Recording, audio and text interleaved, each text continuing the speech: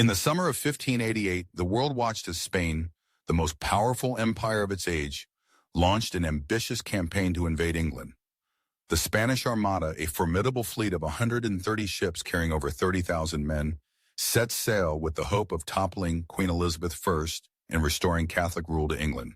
The Spanish king, Philip II, believed his cause was righteous and his victory assured. Yet, what unfolded would change the course of history and mark the beginning of England's rise as a dominant naval power. The plan was grand, but flawed. Spain's strategy hinged on the Armada joining forces with the Duke of Parma's troops in the Spanish Netherlands. Together, they would cross the English Channel and invade England. But this plan demanded perfect timing, flawless coordination, and favorable weather, none of which Spain would find. As the Armada sailed up the English Channel, it encountered the English Navy, led by skilled commanders like Sir Francis Drake and Lord Howard of Effingham. The English ships, though smaller and fewer in number, were faster and more maneuverable. They harried the Spanish fleet with hit-and-run tactics, using long-range cannons to inflict damage from a distance. The English also employed fire ships, vessels set ablaze and sent drifting into the anchored Spanish formation. Panic spread among the Spanish crews as they cut their anchor cables and scattered to avoid the flames, breaking their tight defensive crescent. But it wasn't just English resistance that doomed the Armada. The weather turned against them. The English Channel is notorious for its unpredictable storms, and in 1588 the winds were especially fierce. With their formation disrupted, the Spanish ships struggled to regroup. The Duke of Parma's army, trapped by Dutch blockades, could not reach the coast in time.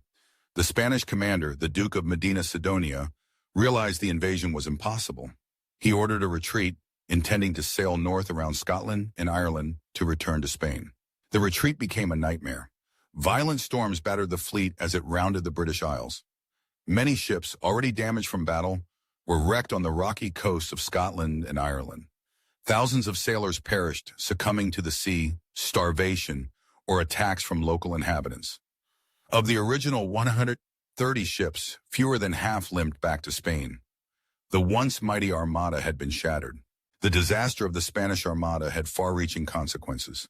For Spain, it was a humiliating blow. The myth of Spanish naval invincibility was broken, and the country's resources were drained by the costly failure. The defeat marked the beginning of Spain's slow decline as the world's preeminent maritime power. For England, the victory was a turning point. The triumph was celebrated as a sign of divine favor, bolstering national pride in the Protestant cause.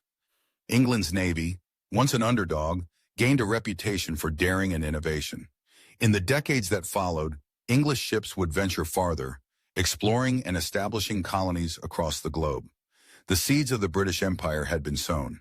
The story of the Spanish Armada is a lesson in the dangers of overconfidence and poor planning. Spain underestimated its opponent, ignored warnings about the treacherous weather, and placed too much faith in its own strength. The result was catastrophe, a cautionary tale that echoes through history. In the end, the winds and waves, as much as English cannons, decided the fate of the Armada. The failed invasion reshaped the balance of power in Europe and set the stage for a new era of exploration, competition, and empire. England's star was rising, and the world would never be the same.